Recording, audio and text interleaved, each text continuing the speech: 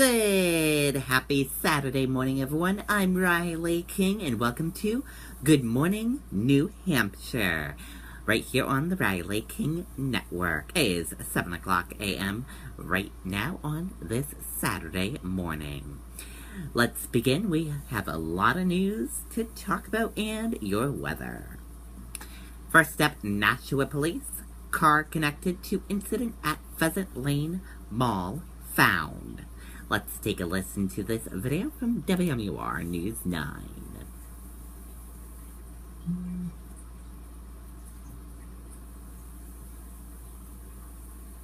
Bars. Oh no, it's like somebody needs a new network. When I got this unlimited plan, they told me they were all the same. They're not. Verizon has the largest, most reliable 4G LTE network in America. It's basically made for places like this. Honey, what if it was just us out here? Right. So I ordered you a car. Thank you. You don't want to be out here at night because of the coyotes. Okay, thanks, bud. Bye. Be nice to have your car for some shelter. Bye. When it really, really matters, you need the best network and the best unlimited. Plus, get the Pixel by Google for just $15 a month. Well, Shelley, tonight, still a lot of questions remain. What we do know, just about a half an hour ago, police telling us that they did find the car. All of this stemming from an incident that happened earlier this evening at Pheasant Lane Mall. Police had been searching for this black 2006 Infiniti FX with Massachusetts plates. Earlier this evening, officers were seen at Pheasant Lane Mall with crime scene tape roping off a section of the parking garage near Macy's and Target. Now, authorities remained tight-lipped all evening as to why they were searching for that vehicle, only saying they wanted to check on the well-being of the people inside. Right now, police are not telling us where they found that vehicle, who was inside, or the condition of anyone found inside that vehicle. We're live here in Nashua. I'm Charisse LeClaire, WMUR News 9. Okay, and there you go on that report. We will keep you updated on that story as we get more information into our newsroom. It is a developing story.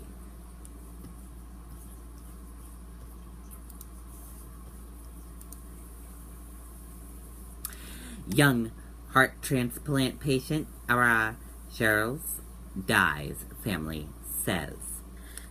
Let's take a look at the story. Ara Charles, the heart transplant patient and avid sports fan who has gone viral with several videos throughout his ordeal, has died, his family said on Facebook. The heartbreaking news comes a little more than 24 hours after Charles was rushed back into the emergency room and placed back on life support Thursday. His family was preparing to release a new video containing exciting Red Sox news when their plans were changed by the unexpected medical emergency. A few hours later, the family said that are coded while in the emergency department and is back on life support after undergoing a half hour of CPR. He was being cared for in the cardiac intensive care unit at Boston's Children's Hospital, the family said. R went home last month after spending 189 consecutive days in the hospital, awaiting his new heart, and then overcoming several hurdles in his recovery from surgery.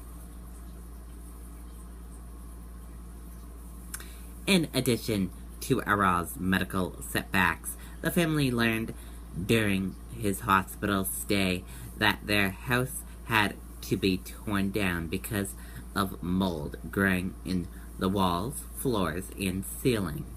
When he went home last month, it was to a rental property, but all he cared about was playing with his siblings. R loves sports, especially baseball. Many of the viral videos his family posted has produced featuring Ara swinging a baseball bat. Ara was signed as an honorary player with the Aspenton College team, invited to attend a Red Sox game with Ice Bucket Challenger creator Peter Fates. In a video released by Araz's family on the same day, he was rushed to the hospital. Red Sox catcher Christian Vazquez, a shortstopper Alexander Bach dropped off gifts and invited Araz to throw out the first pitch at the Red Sox game on August 27th.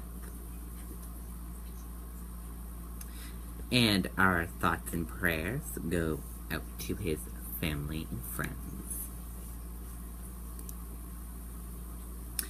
The 52nd Annual Clam Festival underway in Yarmouth. Let's take a listen to this video from WMTW News 8 in Maine from Kathleen Jordan.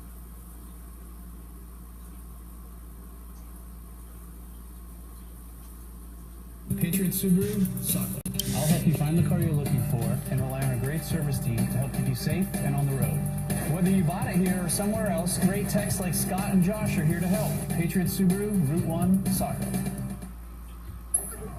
After weeks of sitting empty, chairs along Yarmouth's Main Street full Friday night. It's an awesome experience. The annual Clam Festival underway with one of the town's biggest parades yet. Come around the parade time, it's going to get very, very busy. 120 groups marching to this year's theme, classic movies. Thank you for supporting the ski team. Vendors opening up their booths, each one working to support a different organization within their town. It's all families, Yarmouth community members, Yarmouth community programs, like the Lions Club is here. We have a singing group right next door, and of course the sports programs are all over. 30 groups of volunteers putting in thousands of hours to make this weekend all a reality. It's definitely grueling, definitely worthwhile. Those volunteers coming back each year as this festival gets bigger and better. Oh yeah, like years and years, probably 10. 52 years later, a tight-knit community still celebrating the third weekend in July. People are enjoying the food and it's good. Kids get great experience with community service and working with the community, and just, it's awesome. Okay, and there you go on that report. Sounds like a fun and exciting event. I'll have to take a road trip one time and check it out right in Maine.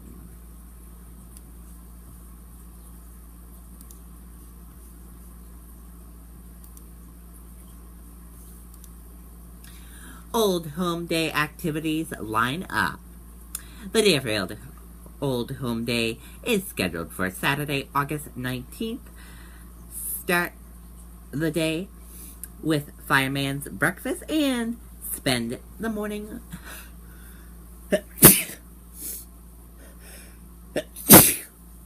sorry about that, everyone. Spend the morning at the road race or lots of other activities. Basketball, baseball, tennis, and cornhole tourney are all available, as well as the library book sale. Later in the day, enjoy the chicken barbecue. Don't forget to check what side dish you should bring based on your last name. And great music, and end the evening with fireworks at the fairground. Sounds like a fun event happening in Deerfield. Cool, cool, cool.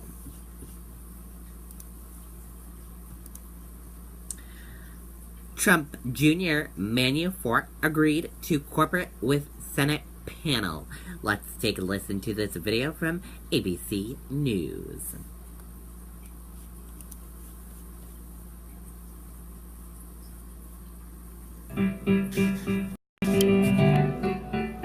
I've been working working as a philanthropic consultant for about 3 years now. There are several tools that have really helped me in starting and maintaining my business. QuickBooks, of course, being one of those. I use QuickBooks on a daily basis from my laptop to track expenses and look at revenue. But I also use it a lot on my cell phone when I'm traveling to capture receipts and even track my mileage.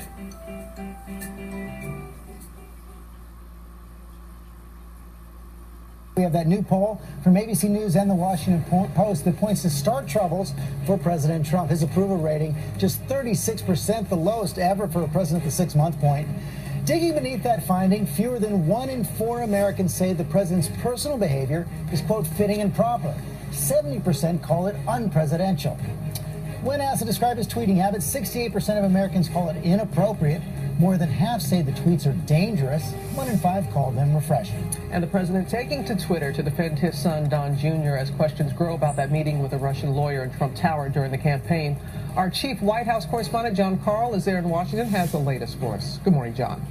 Good morning, Robin. After his trip to Paris and a weekend spent watching golf at his New Jersey resort, the president is back here at the White House, fending off new questions related to the Russia investigation. The president appeared relaxed and in good spirits watching the U.S. Women's Golf Open over the weekend at his New Jersey club. But he is fuming about the investigation into Russian meddling in the 2016 campaign. The president's lawyer making it clear who the president believes is leading what he calls a witch hunt. Is he saying that the Mueller investigation is part of a witch hunt? Yes, look how it started, and as it relates, especially as it relates to the president. The president is now also lashing out at those raising questions about his eldest son, Don Jr., and the June 2016 meeting between members of Trump's inner circle and a Russian lawyer that was held at Trump Tower, tweeting, "My son Don is being scorned by the fake news media. Fake news is distorting democracy." But new details emerged even after Don Jr. himself released emails about the meeting. Do we now know everything about that meeting, who was there, and what follow-up there was? The meeting in and of itself, of course, as I've said before, is not a violation of the law. The president was not aware of the meeting and did not participate in it.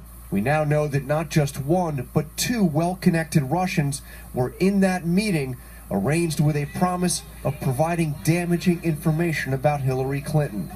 A Russian lawyer aligned with the Kremlin and a Russian-American lobbyist who was once an officer in a Soviet counterintelligence unit. This is about as clear evidence you could find of intent by the campaign to collude with the Russians. In a new ABC News poll, 63% of Americans think the meeting was inappropriate.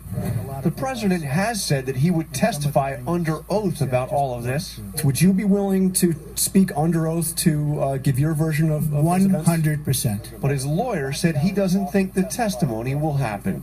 The president You don't think it will happen? He would do it. Yeah, at this point, we have no indication at all whatsoever of an investigation of the president with regard to any of this. I also asked the president's lawyer if the president would consider pardoning the key figures in this investigation, people like former National Security Advisor Michael Flynn, his former campaign chairman Paul Manafort. Many Democrats fear that he will do that. The president's lawyer said he hasn't talked to the president about that, but he certainly didn't rule it out, saying, quote, "He can pardon individuals, of course. That's because the founders of our country put that in the Constitution, the power to pardon." Robin? We'll wait to see if that happens. And we're going to have to still wait on this health care vote because it's been put on hold again. It's been put on hold again because Senator John McCain had surgery. It's expected that he'll take at least maybe more to recover. Robin, I think it's quite possible this health care vote gets delayed until after the summer, sometime in September. That is quite possible. All right, John, thank you. Okay, and there you go on that report in that video. Now let's turn things over to the weather. And your weather for today, partly sunny and very warm, highs in the mid to upper 80s. For tonight, increasing clouds with a slight chance of a shower, lows in the upper 50s to 60s. And let's take a look at the weather on our weather system.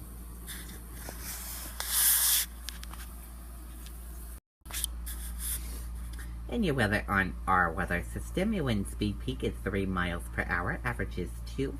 current is 2 in between south and southeast. Your temperature is 75 degrees, humidity is 70%, your dew point is 65 degrees, and your forecast is sun/rain, and your pressure is 29.86.